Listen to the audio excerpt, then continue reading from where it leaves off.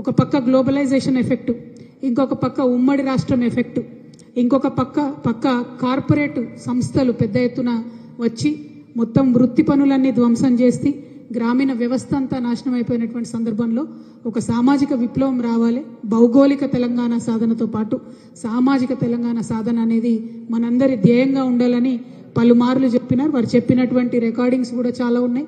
ఇంటర్నల్గా అనేక మంది మేము మాట్లాడినప్పుడు వారు ఒకటే చెప్పేవారు, తెలంగాణ రాష్ట్రం రాకముందు మనం ఏ అంశం ఎత్తుకున్నా కూడా ఒక డీవియేషన్ లాగా ఉంటుంది. కాబట్టి రాష్ట్రం ఏర్పడ్డ తర్వాత మాత్రం ప్రతి ఒక్క సెక్షన్ ప్రజలకు న్యాయం జరిగేలాగా, అది మహిళలు కావచ్చు, దళితులు కావచ్చు, గిరిజనులు కావచ్చు, ఆదివాసీలు కావచ్చు, మైనారిటీలు కావచ్చు, మైనారిటీ ముస్లిమ్స్ కావచ్చు, మైనారిటీ క్రిస్టియన్స్ కావచ్చు, మైనారిటీ సిక్కులు కావచ్చు, ప్రతి ఒక్క వర్గానికి సంబంధించి అగ్రవర్ణాల్లో ఉండేటటువంటి పేదలు కావచ్చు, స్పోర్ట్స్ మెన్స్ కావచ్చు, బీసీ బిడ్డలు కావచ్చు, ప్రతి ఒక్క వర్గాన్ని మనము భూతత్వంలో పెట్టి చూసి మరి వారి సమస్యల్ని పరిష్కరించేటటువంటి బృహత్తరమైనటువంటి బాధ్యతను ఎత్తుకోవాలని చెప్పి పదే పదే వారు చెప్పేవారు.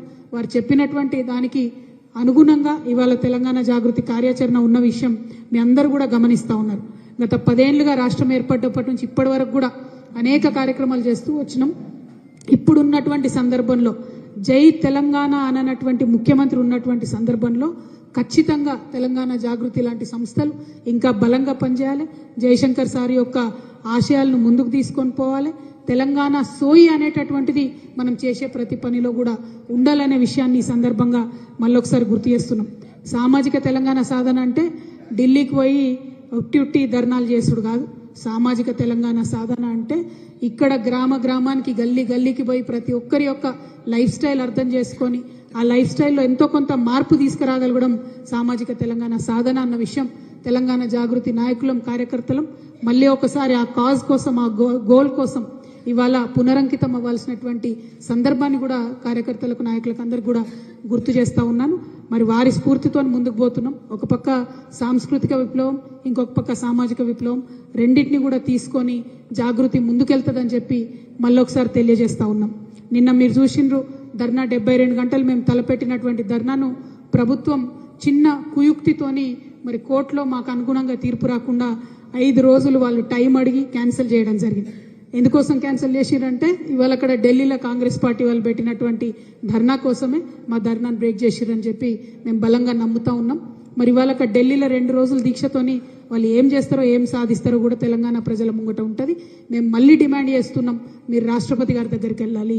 రాష్ట్రపతి గారు ఇంకా కూడా బీసీ బిల్లును తొక్కుపట్టే ప్రయత్నం చేస్తే మీరు సుప్రీంకోర్టుకు వెళ్ళాలి. ఆర్డినెన్స్ని గవర్నర్ ఆపితే మీరు సుప్రీంకోర్టుకు పోవాలి.